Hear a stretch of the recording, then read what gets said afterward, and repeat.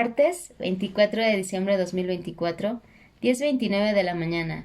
Pues hoy continuamos leyendo La inteligencia emocional de Daniel Goleman en las primeras líneas de la página 119. Y pues chicos, una disculpa. Me ha sido muy complicado subir el libro, pero voy a seguirlo intentando. Siempre pienso que no importa las veces que fallemos, siempre hay que seguir intentando hasta alcanzar nuestras metas. Pues vamos a continuar. La calidad de atención durante el estado de flujo es relajada aunque sumamente concentrada. Se trata de una intensidad muy distinta del esfuerzo que hacemos para prestar atención cuando estamos cansados o aburridos o cuando nuestra concentración se ve acosada por sentimientos inesperados como la ansiedad o la ira.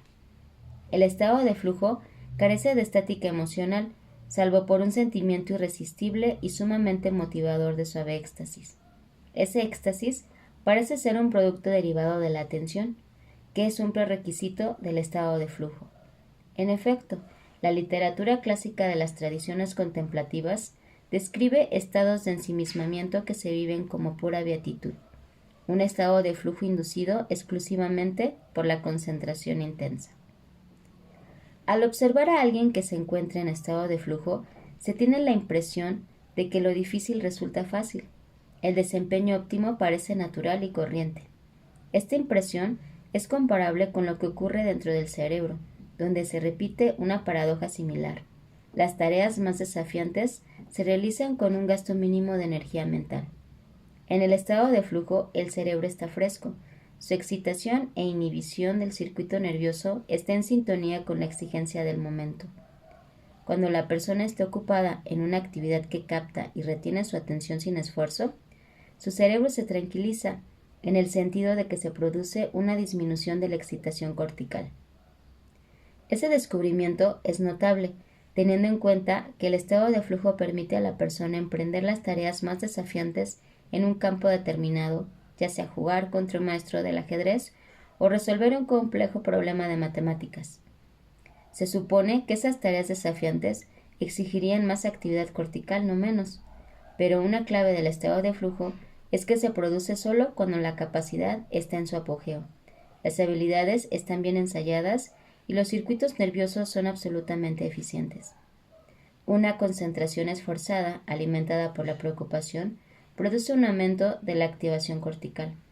Pero la zona del estado de flujo o del desempeño óptimo parece ser un oasis de la eficiencia cortical con un gasto mínimo de energía mental.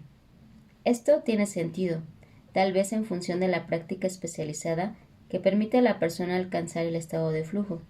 Haber dominado los pasos de una tarea, ya sea una actividad física como el alpinismo o una actividad mental como la programación de computadoras, significa que el cerebro puede ser más eficiente para realizarlas. Los movimientos bien practicados exigen mucho menos esfuerzo cerebral que aquellos que simplemente se aprenden o que aquellos que aún resultan demasiado difíciles.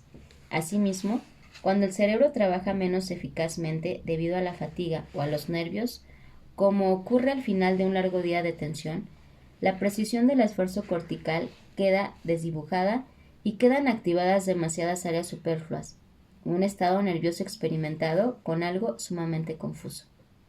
Lo mismo ocurre con el aburrimiento, pero cuando el cerebro funciona en su punto óptimo de eficiencia, como en el estado de flujo, existe una relación precisa entre las zonas activas y las exigencias de la tarea. En este estado, incluso el trabajo difícil puede resultar refrescante o reparador en lugar de agotador. Aprendizaje y flujo, un nuevo modelo de educación.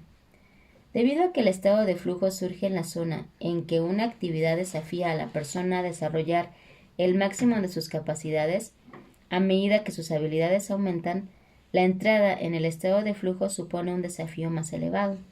Si una tarea es demasiado sencilla, resulta aburrida. Si supone un desafío demasiado grande, el resultado es la ansiedad en lugar del estado de flujo. Se puede argumentar que el dominio de un arte o una habilidad se ve estimulado por la experiencia del estado de flujo, que la motivación para mejorar cada vez más en algo, ya sea tocar el violín, bailar o manipular genes, es al menos en parte permanecer en estado de flujo mientras se desarrolla la tarea. De hecho, En un estudio llevado a cabo con 200 artistas 18 años después de que salieron de la escuela de arte, Csikszentmihalyi descubrió que los que se habían convertido en pintores serios eran aquellos que en su época de estudiantes habían disfrutado del deleite que les proporcionaba el hecho de pintar. Los que en la escuela de arte se habían sentido motivados por sueños de fama y riquezas, en su mayor parte abandonaban el arte después de graduarse. Csikszentmihalyi concluye: los pintores deben sentir deseos de pintar por encima de todas las cosas. Si el artista que está delante del lienzo empieza a preguntarse por cuánto lo venderá o qué pensarán los críticos de su obra, no logrará seguir un camino original.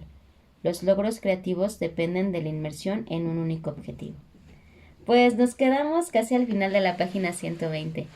¡Feliz Nochebuena y Navidad!